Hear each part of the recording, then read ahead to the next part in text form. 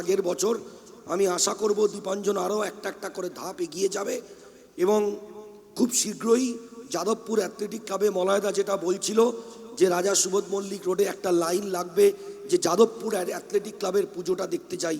তার কারণ মেইন রোডের থেকে এই পুজোটার লোকেশানটা খুব স্ট্র্যাটেজিক লোকেশান এবং এই স্ট্র্যাটেজিক লোকেশানে দাঁড়িয়ে পুজোটাকে সাফল্য সঙ্গে করতে পারলে তার একটা সুদূর প্রসারী মাইলেজ আছে। আমি বক্তব্য দীর্ঘায়িত করব না, শুধু বলবো সকলকে নববর্ষ সবে সবে চালু হয়েছে, সকলকে যারা বয়োজ্যেষ্ঠ আছেন নববর্ষের আমার প্রণাম, ছোটদের এবং সমবয়স্কদের আমার অনেক অনেক শুভেচ্ছা ভালোবাসা। অ্যাথলেটিক ক্লাব আরও গ্রো করুক, আরও এগিয়ে যাক এবং 2025 দুর্গাপুজোর জন্য অ্যাথলেটিক ক্লাবকে অনেক অনেক শুভেচ্ছা রইল। সুন্দরভাবে কাটুক, সুস্থভাবে কাটুক এবং দৃষ্টিনন্দন একটা পুজো অ্যাথলেটিক ক্লাব মানুষের কাছে উপস্থাপিত করুক, এই কথা বলে আমি আমার বক্তব্য শেষ করছি।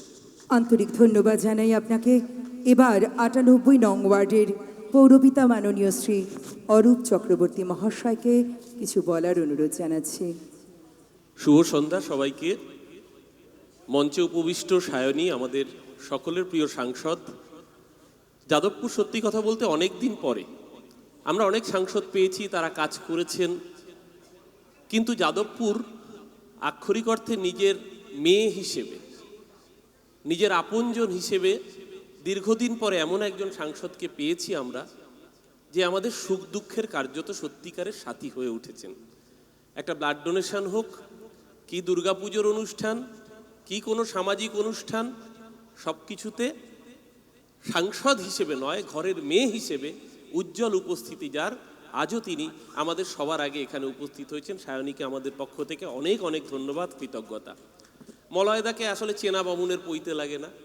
96 নম্বর ওয়ার্ড, তার উপর যাদবপুর, তার উপর দেবব্রত মজুমদার। মলয়দা এখানে যারা বসে আছেন, কারুর টিচার, কারুর দাদা, কেউ কাকু বলে, কিন্তু মলয়দা এমন একটা নাম যার কাছে রাজনীতির ঊর্ধ্বে উঠেও মানুষ পৌঁছে যেতে পারে।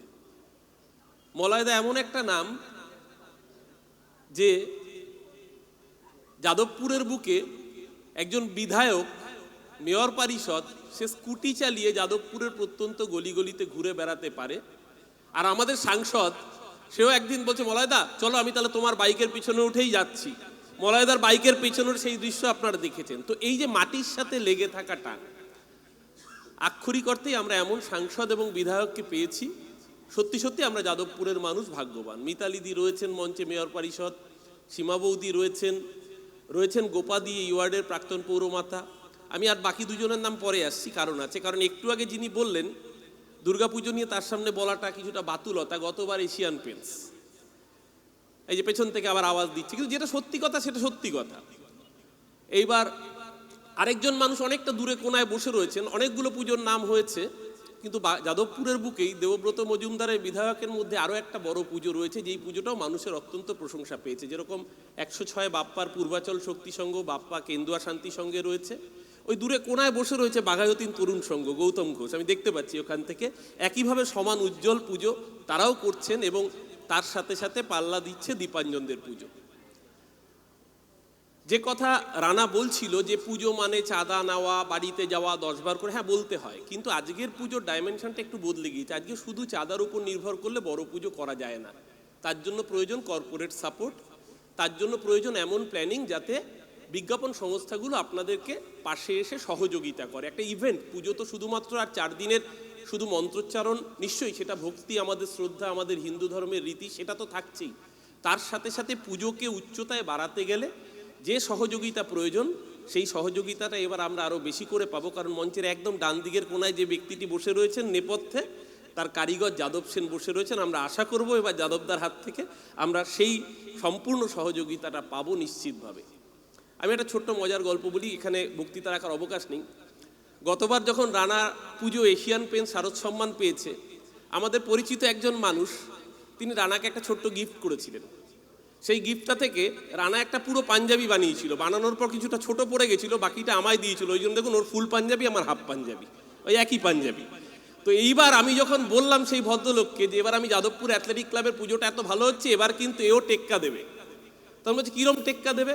এই একটু আগে রানা বলছিল, রানাকে আমি মনে করিয়ে দিই, কমপ্লানের একটা বিজ্ঞাপন ছিল যার ক্যাচলাইন ছিল, দেখো আমি বাড়ছি মাম্মি। কালকে থেকে দীপাঞ্জনরা বলবে, দেখো আমরাও বাড়ছি রানা। দীপাঞ্জনরা বলবে ছোট যে সেও আস্তে আস্তে বড় হবে এবং সেই লড়াইটা টক্কর দেবে। ও হয়তো রানা বলছে যে দীপাঞ্জনের ছাতি 72 ইঞ্চি, কিন্তু রানার মনে একটু একটু হয়তো প্রতিযোগিতা, ঠিক আছে প্রতিযোগিতা ভালো, সুস্থ প্রতিযোগিতা সবসময় ভালো, কারণ সুকান্ত সেতু পেরিয়েই তোমার দিকে যেতে হবে, এই দিকে আসতে হবে। গোটা রাস্তা জমজমাট থাকুক, যাদবপুর জমজমাট থাকুক। আর সামগ্রিকভাবে এইবার ওই ভদ্রলোক আমাকে বলেছেন, আমি বললাম দেখুন দীপাঞ্জনের জন্য কিন্তু বড় পাঞ্জাবির সাইজ লাগবে, ছোটোখাটো সাইজের পাঞ্জাবি হলে দীপাঞ্জনের আটবে না। বলেছে এবার তাহলে আমরা এমনভাবে পাঞ্জাবির কাপড় করব যাতে গোটা যাদবপুর অ্যাথলেটিক ক্লাবের সমস্ত সদস্য যারা আছেন এত ভালো পুজো করবে, সবাইকে যাতে আমরা সেই উপহার দিতে পারি। এবং এই উপহার দেবে যাদবপুরের মানুষ, এই অঞ্চলের মানুষ, যাদের প্রশংসায় ভরে যাবে। আসল পুরস্কার দেন যারা দর্শক, তারা দর্শকের ফুটফল যাদবপুর অ্যাথলেটিক ক্লাব এবার প্রমাণ করবে যে গত 2 বছর ট্রেলার দেখিয়েছে, এবার পুরো সিনেমা আসতে চলেছে দুর্গাপুজোয়। ভালো থাকুন সবাই, জয় মা দুর্গা। আন্তরিক ধন্যবাদ আপনাকে। আচ্ছা দিদি, আপনি কিছু বলবেন? 99 নং ওয়ার্ডের পৌরমাতা তথা মেয়র পরিষদ সদস্য শ্রীমতী মিতালি ব্যানার্জি মহাশয়া এই মুহূর্তে। নমস্কার, শুভ সন্ধ্যা। সামনে উপবিষ্ট আমার সকল এই অঞ্চলের সুধী নাগরিকবৃন্দকে আমার আন্তরিক শুভেচ্ছা, প্রণাম, ভালোবাসা জানাই। আজকে এই অ্যাথলেটিক ক্লাবের যে ফ্লেক্স উদ্বোধন হবে তার শুভ সূচনা। আমি বসে বসে ভাবছিলাম যে আমাদের সাংসদ, আমাদের অত্যন্ত, আমরা যেটা আমাদের বিধায়ক বলছিলেন সেটা আমারও কথা, পুনরাবৃত্তি করে সময়টা নষ্ট করব না, শুধু বলতে চাই যে আমাদের সাংসদ তিনি আমাদের সব কাজে আসেন, এমন কোনো কাজ পাই না যেখানে তিনি আসেন না। আমরা তার জন্য গর্বিত যে আজকে এরকম একটা অনুষ্ঠানে তিনি আজকেও উপস্থিত। কালকে দেখছিলাম ফেসবুক জুড়ে সারা যাদবপুর অঞ্চলে, কখনো টালিগঞ্জের 100 নম্বরে, কখনো দেখছিলাম 110 নম্বরে, আজকে দেখছি 96-এ। এইভাবেই উনি আমাদের মধ্যে ঘুরে বেড়াচ্ছেন, আমাদের মধ্যে থাকছেন। কারণ তিনি ভোটের সময় কথা দিয়েছিলেন, বলেছিলেন যে মোর নাম এই বলে খ্যাত হোক, আমি তোমাদেরই লোক। আজকে সেটা সায়নী প্রমাণ করে দিয়েছে, সত্যি সে আমাদের লোক।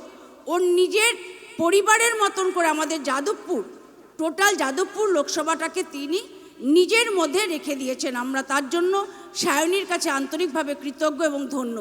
মঞ্চে উপস্থিত আছেন আমাদের বিধায়ক, যার কথা বলা বাহুল্য, যেটা অরূপ বলল না, মার কাছে মাসির গল্প। আমি যদি এখানে দাঁড়িয়ে আমাদের বিধায়কের সম্বন্ধে বলি, সবাই বলবে মিতালি বোধহয় জানে না। কারণ আমরা জানি 2000 সাল থেকে যিনি এই অঞ্চলের উন্নয়নের কারিগর হিসাবে অঞ্চলটাকে সুন্দর করে সাজিয়ে তুলেছেন, আজকে আমাদের আপনাদের সকলের আশীর্বাদে ধন্য এবং স্নাত আমার যাদবপুরের বিধায়ক, অত্যন্ত কাজের মানুষ, কাছের মানুষ, তিনি দেবব্রত মজুমদার। অনেকে বলেন যে রাজা হলে রাজার পাঠ করতে হয়, এটা আমাকে অনেকে বলেছেন, অনেক নেতাও বলেছিল। তখন আমি বললাম কেন? বলেন না, মলয় যেভাবে যাত্রা করে, একটা স্কুটি নিয়ে চলে যায়, হুড়ুর করে মানুষ দেখলো কি দেখলো না চলে যায়। আমি সেদিন কথাটা বুঝিনি। আস্তে আস্তে দিন যাচ্ছে, তখন মনে হচ্ছে না, যে রাজা হয় সে রাজা হওয়ার জন্য, যদি জন্মগত রাজা হতো তাহলে কিন্তু সে রাজার দেখাতে পারত।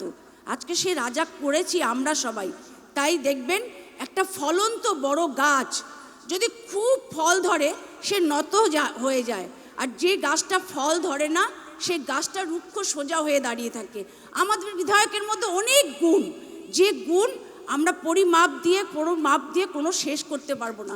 তার জন্য আজকে সে নত, তাই সবার কাছে মিলিয়ে চলে, আজকে লো প্রোফাইলে চলে, তাই সবার প্রিয় হয়ে উঠেছে। আর অরূপ চক্রবর্তী আছে আমাদের বিধায়ক, অত্যন্ত সুবক্তা। রানা তো বলাই বাহুল্য, পুজোর দৌড়ে কম্পিটিশন চলছে, আমাদের বিধায়ক আজকে মঞ্চে লাগিয়ে দিল কম্পিটিশন, বাপ্পা আর অরিজিৎ দাস ঠাকুরের সঙ্গে দীপাঞ্জনকে। দীপাঞ্জন আমাদের অত্যন্ত ছোট ভাই, দীপাঞ্জনের সাথে আরও ছোট ছোট ভাইরা আছেন, আমাদের বাচ্চুদারা আছে সবাই, এবং আছে আমাদের বাবুলোরা সবাই। এবং আমি সবাইকে ধন্যবাদ জানিয়ে বলবো যে দেখুন এই পুজোটার মধ্যে আমাদের গোপাদি আমরা একসময় এই অঞ্চলে এত রাজনীতি করেছি। আমি বসে বসে বলছিলাম যে আমি এই ওয়ার্ডের দীর্ঘদিন রাজনীতি করেছিলাম। একসময় এই পুজোটা বিভাসদা বাচ্চুদার বোধহয় মনে আছে, এই পুজোটার দালান বাড়ি ছিল না। মমতাদি তখন দক্ষিণ কলকাতার এমপি। দিদি বললেন মিতালি খবর দিয়ে দিস যে ওখানে আন্দামানের রাজ্যপাল আসবে। আমি দৌড়াতে দৌড়াতে এসে খবর দিলাম আন্দামানের রাজ্যপাল আসবে, একটা ভালো গিফট রাখিস। আমরা নিলাম। দিদি আমার ফটোটা দেখলেই বোঝা যায় যে দিদি পছন্দ নেই। পরে আবার দৌড়ে গিয়ে ধুতি পাঞ্জাবি আনতে গেলাম, বসিয়ে রেখে দিদি বলল দাঁড়া গল্প টল্প করছি তুই যা। আমরা এরকমভাবে এই পুজোটা দেখেছি। আজকে সেটা এই ছোট ভাইদের হাত ধরে কি সুন্দর করে এগিয়ে চলেছে, এটাই বোঝা যায় যে আমরা উন্নতি থেকে উন্নততর জায়গায় যাচ্ছি। 11 তারিখ মায়ের মাতৃদিবস আমরা জানি, আগামী 11 তারিখ। তার আগেই মা মাতৃদেবী দুর্গার আরাধনা করতে চলেছি। মা দুর্গাকে প্রণাম করে জানাই, মা তুমি সকলের মঙ্গল করো, তুমি দুর্গতি নাশিনী, তুমি সকলের রক্ষা করো, মঙ্গল করো। আগামী 11 তারিখ যেমন মাতৃদিবস আমরা ঘরে ঘরে মাকে পুজো করব এবং অনেকে আমরা মাটির মূর্তি মাকেও পুজো করি, কিন্তু ঘরের মা ভালো না থাকলে মাটির মাও সন্তুষ্ট থাকেন না। তাই আজকের একটা অল্প সময়ের মধ্যে পেয়েও আজকে মাতৃপুজোর, আজকে মাতৃ আরাধনার জন্য যে সূচনা করা হয়েছে সেখানে আসতে পেরে অত্যন্ত ভালো লাগছে। এবং এখানে যত মাদেরকে দেখতে পাচ্ছি, আপনাদের সঙ্গে হয়তো আমার আগামী 11 তারিখ দেখা হবে না, তার আগেই আপনাদেরকে আপনাদের চরণে প্রণাম জানিয়ে বলি মা আপনারা আমাদের আশীর্বাদ করুন, আপনারা আমাদের পাশে থাকুন। এই অ্যাথলেটিক ক্লাবের পাশে থেকে যেভাবে আপনারা আজকে সুন্দর ফুলের মতন রয়েছেন, ঠিক তেমনিভাবেই থেকে এই দীপাঞ্জনদেরকে আশীর্বাদ করে আরও সুন্দরতরকে সুন্দরতর করে তুলুন, যেন মায়ের আরাধনা দিয়ে আমরা